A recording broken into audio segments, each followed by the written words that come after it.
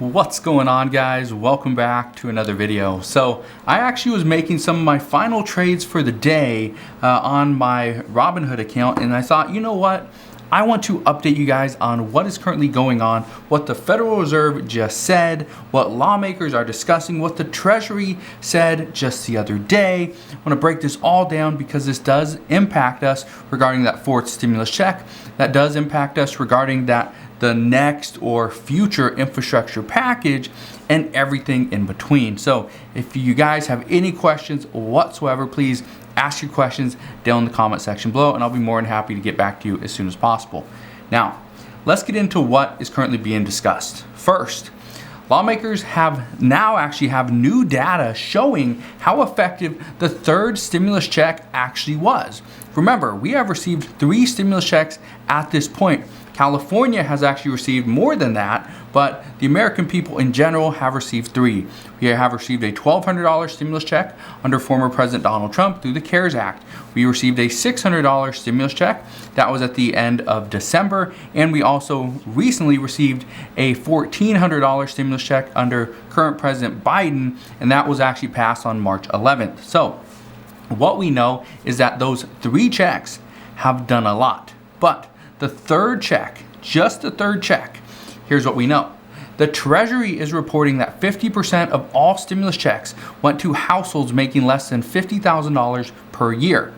We also know, based off the IRS, they are saying that 80% of these stimulus checks went to families making less than $100,000 per year. And it's because of this data, that Democrats are now saying that checks worked. They went to the right people, and they need to be sent out to more people again in order to continue this economic recovery. I stated earlier, in the video I did earlier this morning, that the economic recovery is slowing. We are seeing the lower income earners are actually not contributing enough to the economic recovery, and it's no fault of their own. It's no fault of their own. Economists are saying that the reason why the economy is slowing is because the lower income earners do not have any more money to contribute back into the economy. That's the reason why. It's not because they don't want to. It's because they're putting all their money into Robinhood and Webull and stocks and cryptocurrencies. No. Economists are saying they want to help, but they can't. They do not have any more money. Many are seeing that they can't even spend money on food because they don't have it. That is a big issue. But this is not where Democrats' demands stop. Democrats want to see a fourth stimulus check. Progressives are pushing for that. Even Vice President Kamala Harris, she is a supporter of a fourth stimulus check and a recurring stimulus check. So even our leaders, even Senate Majority Leader Chuck Schumer is in support of a fourth stimulus check. Even Senator Bernie Sanders wants to see a $2,000 per month stimulus check. Even the U.S. Progressive Caucus Chairwoman Pramila Jayapal, she supports a $2,000 per month stimulus check for the life of the pandemic, and then $1,000 per month for 1 year after that. So even leaders are pushing for this. Now, Leader McConnell, the Senate Minority Leader, he's not pushing for a stimulus check. He is a Republican. Not that he doesn't believe that stimulus checks did do a big part in this economic recovery, because he did state that, even though he didn't support it. But according to many aides, Leader McConnell didn't support the last stimulus package, not because of the stimulus check, but because of everything else that was in it, and mainly the state and local government funding. That is what he did not support. So, Democrats, as of right now, are also saying they want to see immigration as part of the next spending bill. Multiple Democrats actually want this. This is something they say needs to happen. And progressives say that what we will do is we will prioritize essential workers first. Essential workers will actually get that, see a pathway to immigration and citizenship. But others, they will still see it. It will be easier, but it's not going to be as easy as it would be for essential workers. So that actually has some people looking at this, considering that this could potentially be in the next bill. So we will see as we get a little bit closer. But moderates at this time are saying that in order to cover such a large program, and a pathway to citizenship can be fairly expensive. And again, we have to look into everything right now. But what they are saying is right now, and this is coming from moderates, they are saying that we need to look at ways to tax the rich. Now, this is something that some moderates, some like Kyrsten Sinema and Senator Joe Manchin, and obviously every single Republican, they don't want to tax the rich. We do know that Senator Bernie Sanders and Representative Pramila Jayapal want this as well. Even Susan Collins, she wants to see, or Elizabeth Warren wants to see this as well. Susan Collins does not. Excuse me about that. But even Elizabeth Warren, who's a Democrat, wants to see the rich are taxed. What we know right now is that Democrats are urging each other to stop wasting time with negotiating with Republicans because they will never raise taxes on their campaign donors. They're not going to raise their taxes. They don't want to see them get taxed more because if they have less money, then they have less, disposable income. Even billionaires have disposable income, right? And if they have less disposable income, their chances of receiving such a large donation to their campaign actually dwindles. So that's something that many Republicans don't want, and some moderates actually don't want either. But more and more are actually jumping on board. But many are saying that the $6 trillion infrastructure package is a must and it needs to pass immediately. Some Democrats are calling on China in order to pay for this. And even one Democratic senator said that we need to see China pay for this. But it will not come through just a blank check to the United States. It will have to come through tariffs. They are saying that China needs to sell products to the United States, and the way that we can actually recoup this money and pay for this large infrastructure package, whether it's $2 trillion, $6 trillion, or $10 trillion, doesn't matter, and nobody's really discussing a $10 trillion infrastructure bill, but there is talks on a 1.2. $2 trillion is coming from Senator Joe Manchin, and $6 trillion is coming from Senator Bernie Sanders, who's currently discussing that with Senate Majority Leader Chuck Schumer. So what we do know is tariffs, according to economists, are the perfect way to get China to pay for this and actually pass a large infrastructure package that would help us compete with China. China would then pay for our bill, and the American people would get away with not having to pay any more in taxes. That would essentially be a perfect solution. However, some say chances are it will never happen. We will see. One economist says that imposing a tariff on Chinese goods will only make things more expensive and prices will increase. This means that even though President Biden said that the American people will not get taxed anymore, even though we're not getting taxed more, we would be paying more for the exact same products, which essentially is the same thing. The American people would have less money in their pockets, and that is what the American people need. Right now, another reason why so many people are urging Congress to get their act together is because of all these talks. Let's get China to pay for this. Great, they're not going to do that, and especially not under President Biden. Then let's get Congress to agree on a $1.2 trillion infrastructure package. That's great, but they're not going to do that yet because of Nancy Pelosi, progressives, and President Biden. So right now, what some are saying is that the only thing that many are agreeing on is let's give the American people more relief. Well, how do we do that? Well, that brings up the whole other argument of, okay, well, let's do stimulus checks. No, let's do nutrition assistance. No, we don't need that. Let's do rental assistance. Well, that would be great, but we already have a bunch of money, billions of dollars, just sitting there because states don't know what to do with it. States haven't had the guidance or the leadership from Congress to, okay, we'll do it this way. So every state's doing things differently. And so some are saying, well, okay, how do we pass the best relief to the American people, the most meaningful and immediate relief? Well, it comes down to one thing, a stimulus check, a fourth stimulus check. And so right now, some are saying that this is the only thing that could pass. However, it would be a standalone bill, and Congress, specifically Democrats at this point, are not going to waste their budget reconciliation on a fourth stimulus check and nothing else.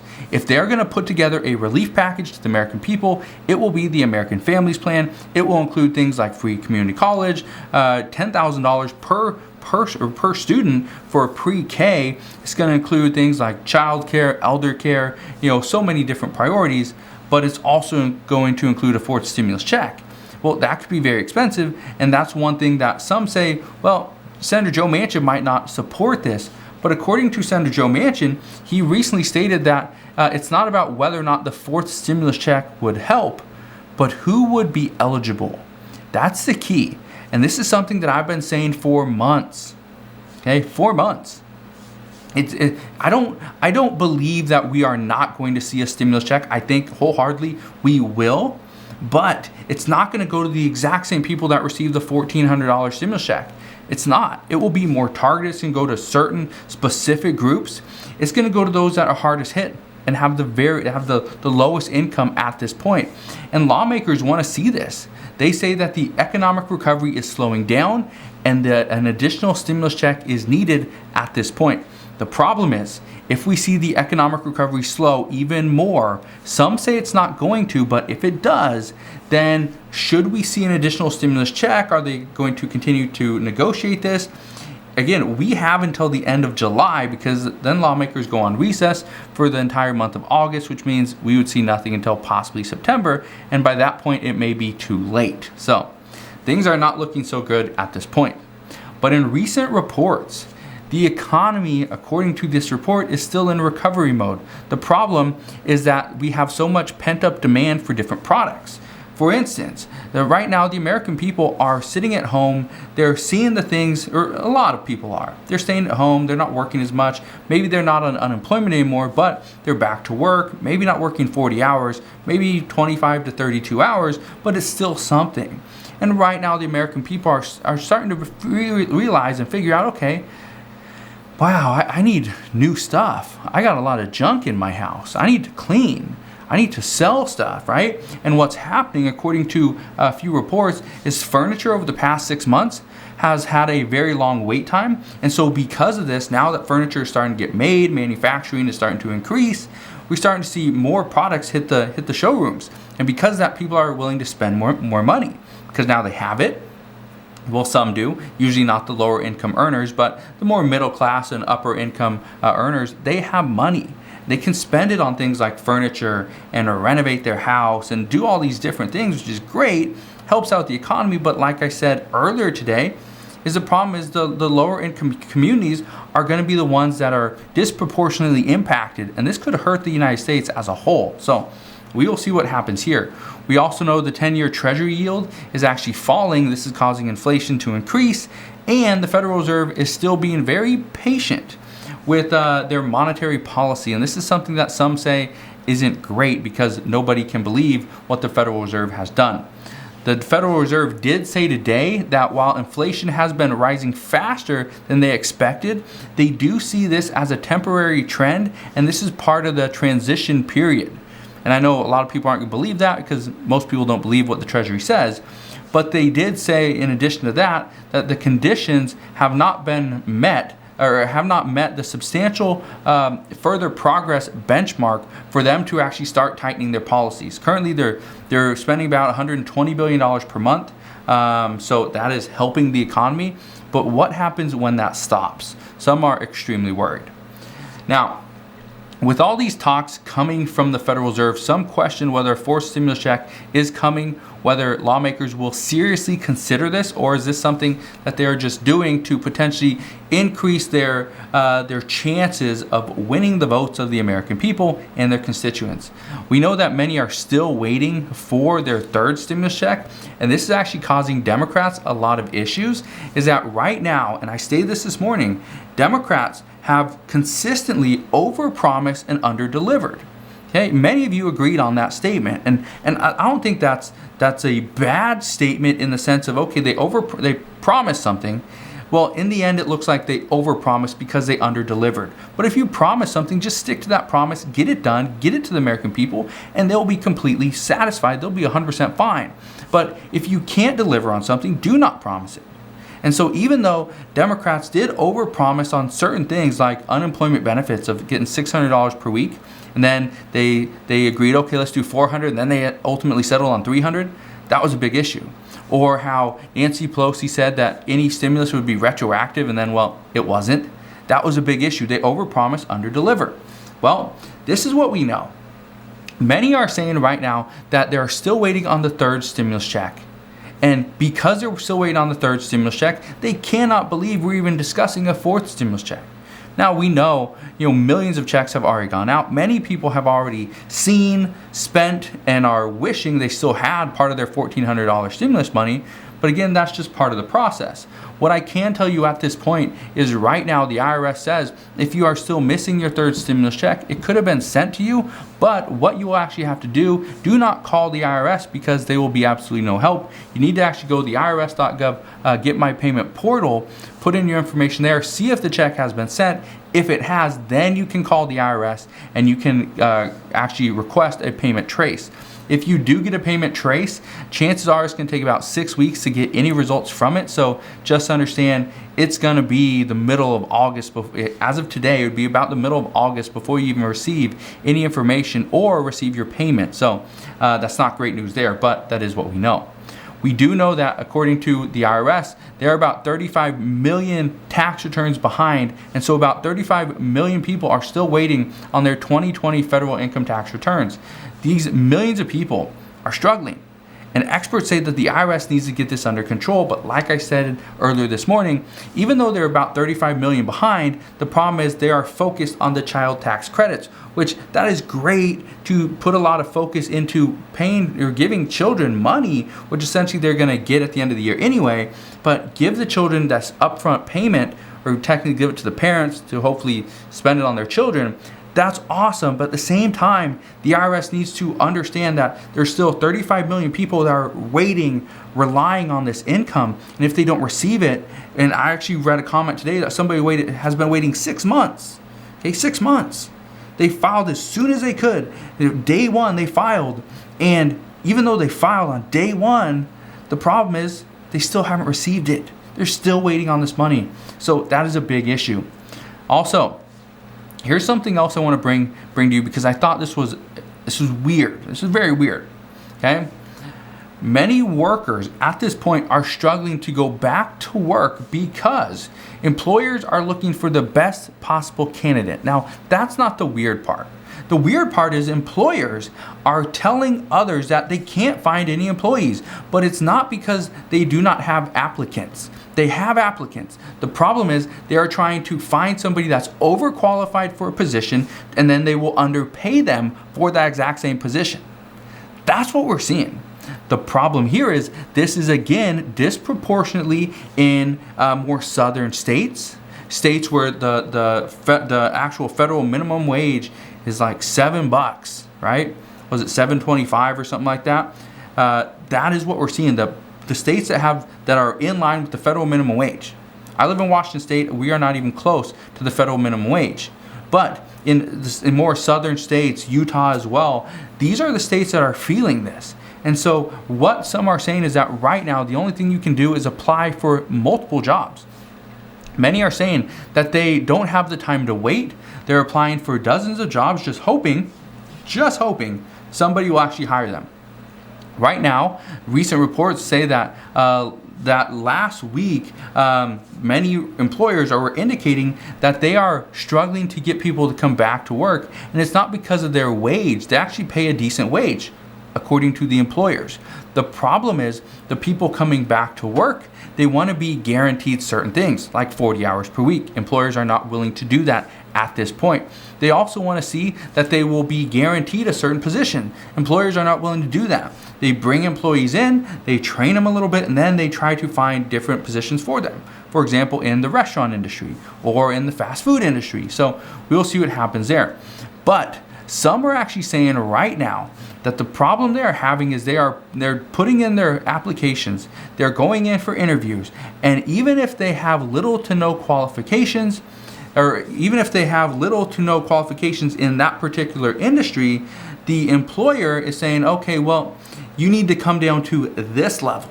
So instead of giving them an increase in pay, they're saying, okay, this is our base rate. Let's say it's $10 an hour. Then you come in, you have little to no qualifications. Then the employer's like, well, this was our base rate, but you have very little qualifications. So we're actually going to bring it down to like $9.50. So that's another issue there. But here's something I thought was very interesting. Even though employers are not giving jobs to certain people because they're looking for those that are overqualified and then underpaying them, what we are seeing is that teenagers are getting the majority of these jobs as they are willing to accept the minimum wage or the base rate for that employer.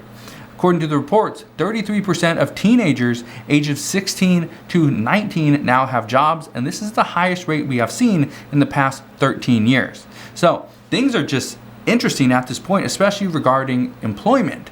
But again, we are still going through this phase where Republican states are canceling unemployment a little bit early. We do have another one, I think it's one or two this weekend, but I'll keep you updated on that. The majority of states have already canceled. Now in other news, and I thought this was just absurd, but when I saw this, I thought, you guys deserve to know what's going on as well. Teens actually are, and this is something that was mostly done on TikTok or through TikTok, teens on TikTok have actually found a way to fake positive COVID test results. I know, this is crazy, but this is actually true.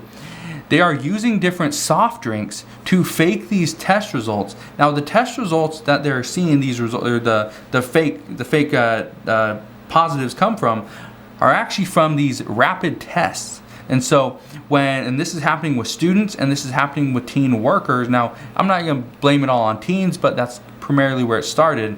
But they are using this trick as many students and workers are faking these test results in order to get a free day. One person said their employer pays them if they do test positive. So they can test positive and fake it, test positive, and instead of staying home, because technically it was a fake, they will go and do other things or go on like a little vacation or whatever, right? And their employer does not expect them back for like another week or so.